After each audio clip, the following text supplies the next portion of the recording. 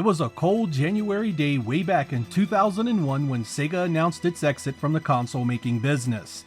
The Dreamcast had started off so promising, but the reality of Sega's weakened position came crashing down all the same, and the dream was truly over. The rumors had been circulating for months, but it was finally official.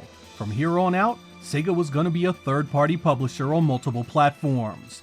Also in 2001, Microsoft was planning on launching its new console, the Xbox, to compete directly with Sony's PlayStation 2.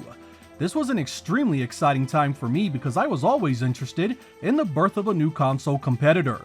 When the Xbox launched in November of 2001, it had a monster list of games to choose from. If you wanted an NFL title, there were no less than 3 of them. If you loved three-dimensional fighters, you had the drop-dead gorgeous Dead or Alive 3. And of course there was the unforgettable Halo Combat Evolved. I picked up the console around its release and enjoyed it immensely, and even though the launch games kept me plenty busy, it was the fact that Sega games were on their way that excited me the most. I didn't have to wait long before the big hitters started showing up in early 2002, starting what was a fantastic run of releases for Microsoft's freshman hardware. In this episode, we are going to do a rundown of Sega's presence on the Microsoft Xbox, talk a bit about their quality, and see if any of this stuff is worth your time. I hope you guys enjoy Sega on the Microsoft Xbox.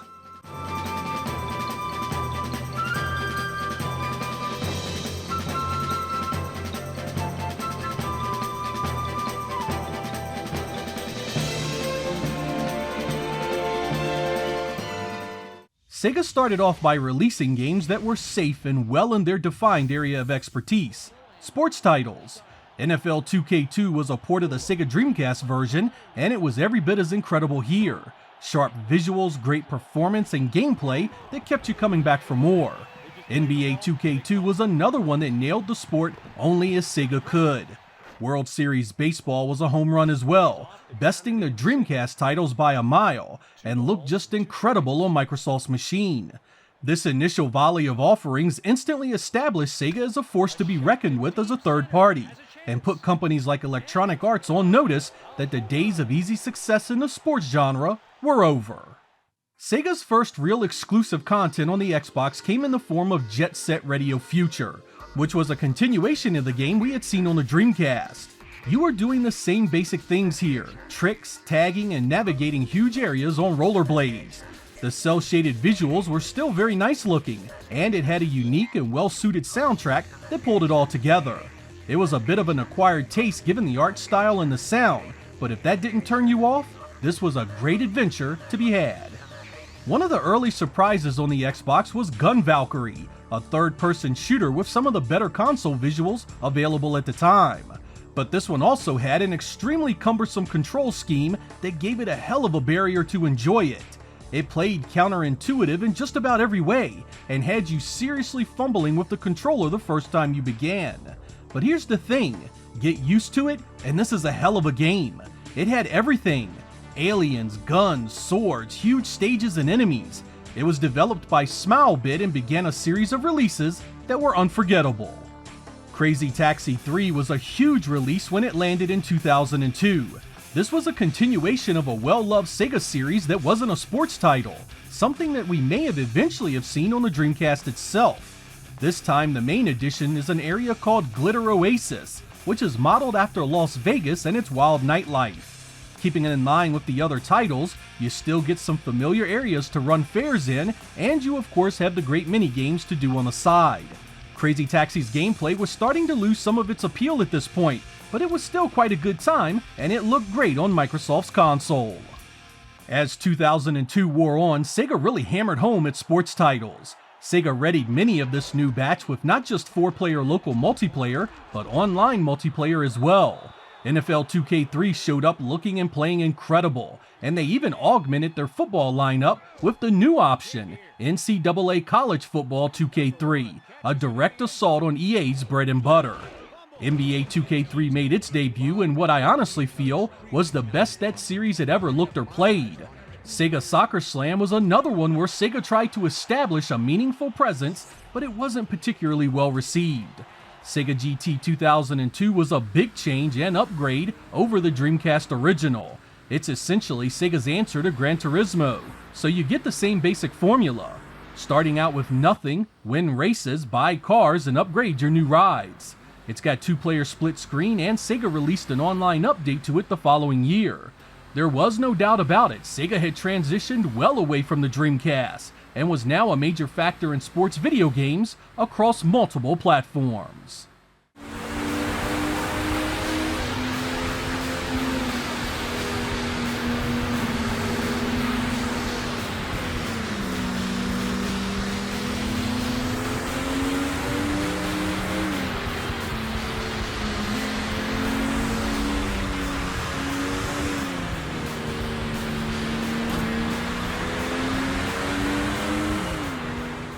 Sega really brought the retro feels to the Xbox with Toe Jam and Earl 3, a 3-dimensional take on the classic formula.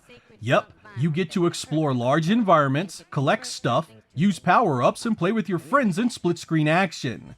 This was especially interesting because it kept the idea of randomly generated levels, which meant it was a very different game every time you played it.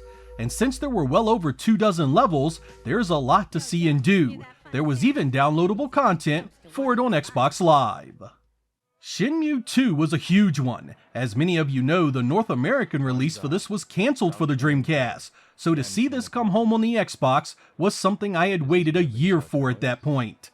The move to different hardware, of course, meant graphical changes, but overall it was still a good-looking title that ran better on Microsoft's new machine.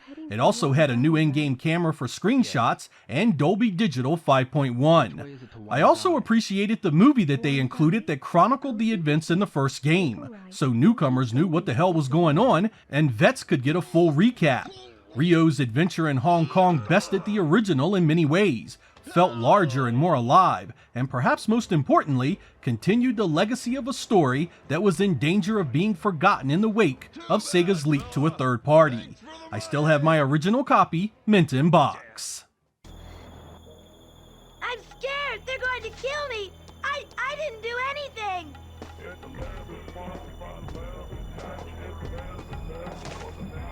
Hand over the kid if you don't want to get hurt! What are you going to do? It's none of your business! I don't think so. Looks like he wants to get hurt. I'm not the one who'll get hurt here. One, now! Huh? Run! What the? Wait!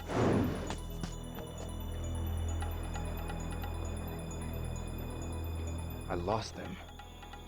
The Phoenix mirror's inside that bag.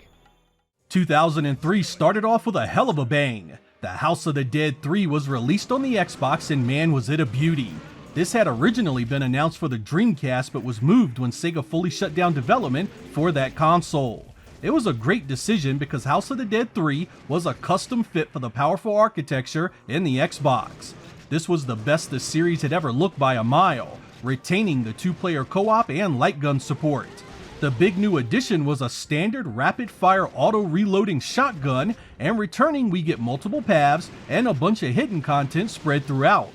If you can believe it, Sega even included House of the Dead 2 complete in all its glory, making this an incredible value for your money. The steamroller known as Sega Sports continued at the end of 2002 and on into 2003, as NHL 2K3 made its debut. Like their NBA series, NHL 2K3 made some major strides over the years and had become a fantastic entry into professional hockey. Even a non-fan like me could appreciate it. NCAA College Basketball 2K3 started another line of sports games that Sega wanted to dominate, and wow, what a start it was. This was every bit the game their NBA series was, offering tons of teams and a great collegiate feel that really nailed the culture. World Series Baseball 2K3 showed up and continued that lineup's excellent showing. Sega Sports had made its mark on the Xbox platform, and it was undeniably becoming one of the company's most successful endeavors. 2003 brought about the glorious sequel that Sega Saturn fans had been clamoring for since Part 2, Panzer Dragoon Orta. This brought us back to the shooting action seen in the first 2 original releases, but actually takes place after Panzer Dragoon Saga story-wise. And just like the original trilogy, Orta was a graphical masterpiece on the Xbox. Each stage has some of the better visuals of the era, and it ran at a great frame rate that never let down the action. There's loads of unlockables, including a port of the original Panzer Dragoon, making this a fan's dream come true. I really wish this had been made for the Dreamcast during its lifetime, but I'll take what I can get when it comes to Sega continuing old franchises. Orta was a winner of rare caliber. Phantasy Star Online started life on the Dreamcast, and it was moved over to the Xbox once Xbox Live was up and running. Sega put episodes 1 and 2 into one package and supported it with additional content you could download. I would have much rather have had a new traditional Phantasy Star entry, but there's no denying this one had its fans. The servers are of course long gone these days, but back then it had a heck of a following. From Software is known for games like Dark Souls, Bloodborne, and Elden Ring these days, but back then there was Otage, the granddaddy of them all. And I don't care who says what, this game was a freaking juggernaut on the Xbox. It's essentially a third-person action hack and slash with a deep combo system that allows you to upgrade your character and items and interact with your environment. Visually, there was nothing like it at the time. The world was so alien yet familiar, and the enemies were gruesome monstrosities not to be taken lightly. It's a heck of a journey too. You get told to kill your own father, witness a demonic invasion, and you get killed. Then you must fight your way back to the land of the living and then set things right by killing the dude that caused it all. It's deep, beautiful, difficult, and a journey no one should miss.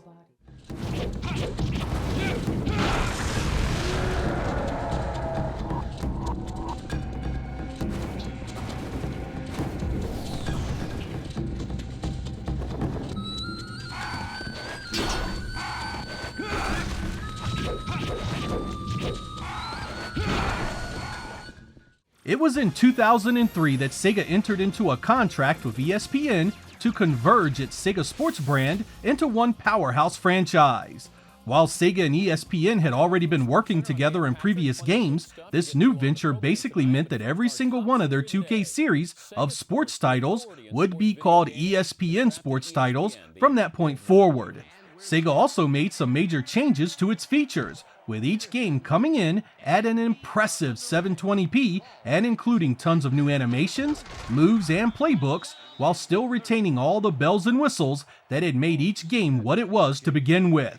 They still had 4-player local multiplayer, still had Xbox Live support, and still ran at an impressive frame rate. Whether it was the NFL, NHL, NBA, MLB, and even the college level stuff, Sega Sports was entering into a new era of excellence and really started to pull away from everyone else in the category. Sega Sports was back to full strength, and these games looked and played the best on the Xbox. But alas, the great Sega Sports resurgence was cut short the following year, as the ESPN 2K5 series would be Sega's last. With Electronic Arts securing an exclusive deal with the NFL, Sega decided to sell Visual Concepts, the main developer of its sports franchises, to Take-Two Interactive, ending their annual sports updates entirely. Believe it or not, it took Sega all the way to 2004 before we saw an original Sonic console product created as a third-party developer. Sonic Heroes was a team-based 3D platformer where you lead your group into battle, doing things you'd expect in a Sonic release. Each character has certain abilities and you can switch to them on the fly. It supports 2 players, runs in 720p, and wasn't a bad game by any stretch of the imagination. Dr. Robotnik needs his butt whooped again, of course, and among the 3D Sonics at the time, I kinda liked it. I always felt that Headhunter was an underappreciated classic on the Genesis. Yeah, it was clunky, but so were most third-person 3D games at the time. When the sequel, Headhunter Redemption, showed up, I was really excited to play it, and it had a lot going for it. The visuals are improved, there's 2 heroes to choose from, there's crazy puzzles to figure out, and there's plenty of gunfights to get into. The big issue is that the gameplay is still rather clunky. Just the act of moving around and aiming can frustrate you, but I still think there is a game here worth playing. I really enjoyed the stealth elements, and the missions always had something fun to do. Whether it was an all-out weapons display or some wild puzzle out of the blue, it held my interest. It could have been better, but I still enjoyed the experience. From Software was back again with Otage 2, an update to one of the Xbox's best action titles. This one adds more warriors to the mix, each with their own attacks and magic to let loose. As good as the first one was, this improved pretty much everything. More technique, better visuals, more interesting stages. If you loved that original, this is a natural transition to a more polished product.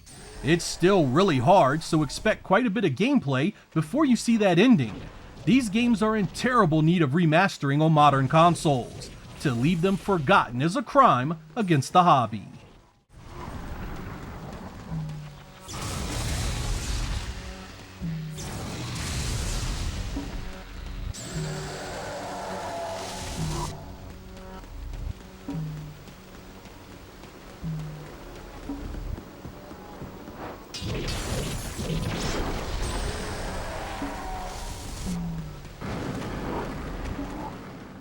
As 2004 began to wind down, Sega dropped what was, without question, one of the finest arcade racing games ever released on the Xbox, Outrun 2.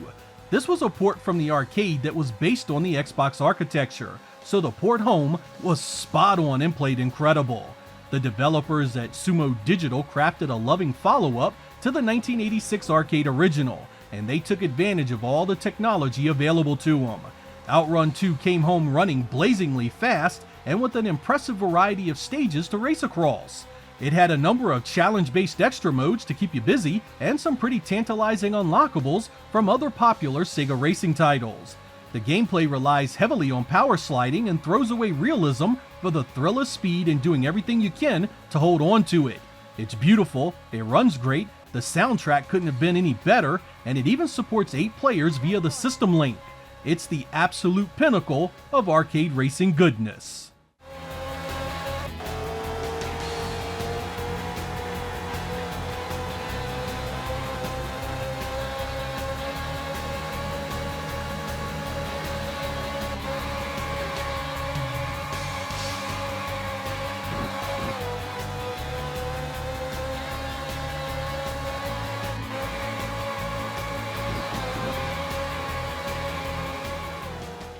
Sega Mega Collection Plus was a compilation that was much more than a few Sonic Team titles. Here you get the first 3 mainline Sonic releases, Sonic & Knuckles, Sonic 3D Blast, Sonic Spinball, and Dr. Robotnik's Mean Bean Machine. You get the Game Gear Sonic-based games, as well as some cool unlockables like Flicky, Ristar, The Ooze, and Comic Zone. Think of it as Sonic Jam, but with the added bonus of a bunch more games. If you hadn't played these back in the 1990s, it was a great way to get them all in one package. Sega was also keen to spread its new IPs across multiple platforms, which gave us fun software like Super Monkey Ball Deluxe on the Xbox. This is a party puzzler that has content from both Super Monkey Ball 1 and 2, so we have 300 stages here to navigate. You also get a dozen mini-games, a story mode, and 4-player simultaneous support. If you're looking for a ton of gameplay for your family and friends, look no further. Sega was no stranger to publishing, and they took a number of games under their banner for the Xbox. They did 2 Worms games, Worms 3D and Worms Fort Under Siege. Both of these should be familiar to many of you, and they were decent games, especially with someone to play with you. Iron Phoenix was a 3D hack-and-slash beat-em-up that supported 16 players on Xbox Live, but also had a story mode for local play. It wasn't the best, but was certainly interesting if you had a lot of friends to play with.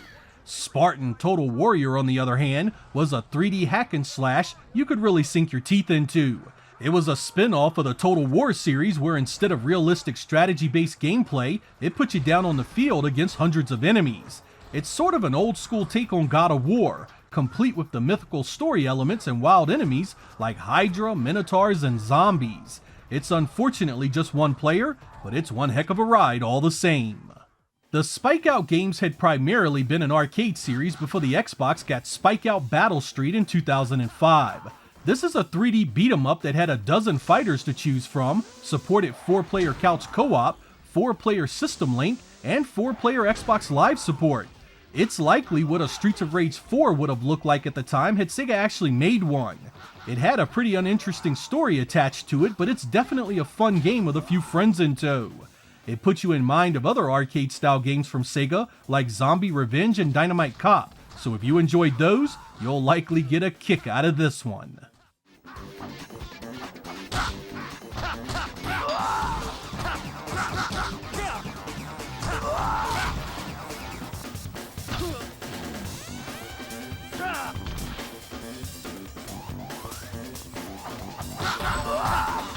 Lights up, here comes the boss.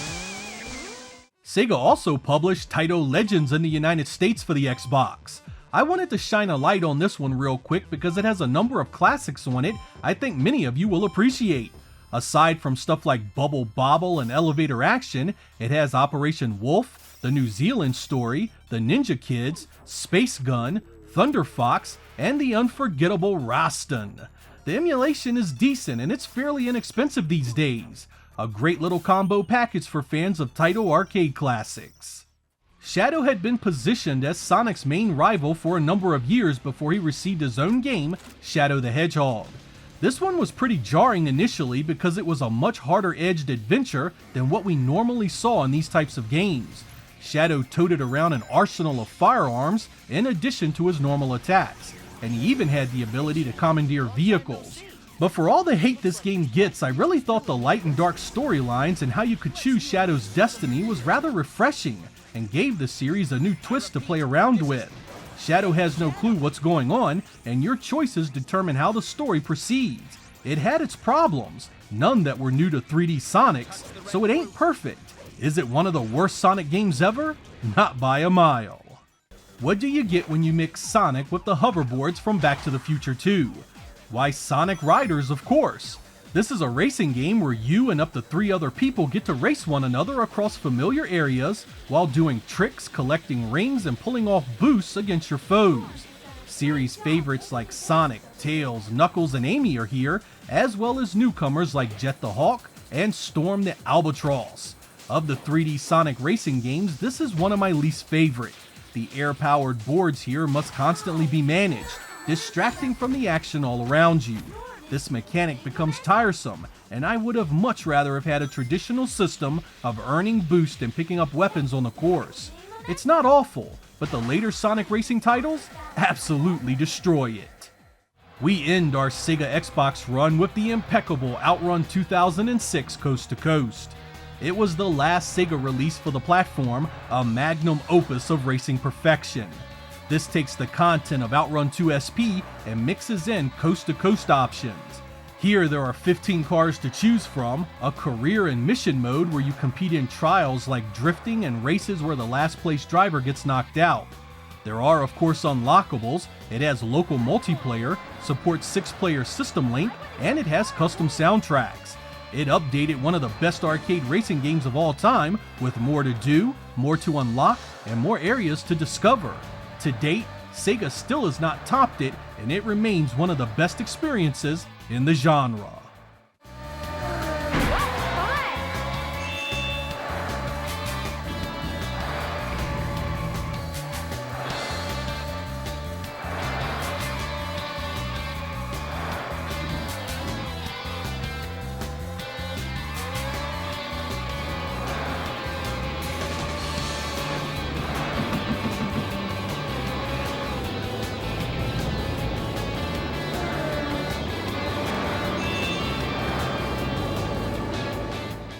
I wanted to do this episode because the channel will be slowly moving into the era where Sega was primarily a third-party publisher.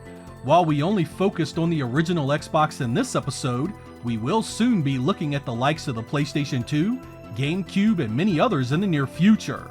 I plan to still cover the 8, 16, and 32-bit machines regularly, but I thought it was high time for us to extend our coverage to Sega's years after they left the console business. I always kind of felt like the Xbox was the closest thing we ever got to a Dreamcast 2. In fact, many of these titles would have been what I was expecting on the Dreamcast should it have lived longer. While a number of these games had releases for other consoles, quite a few did not, and remained Xbox exclusive for years, if not indefinitely. This helped the platform become a personal favorite of mine.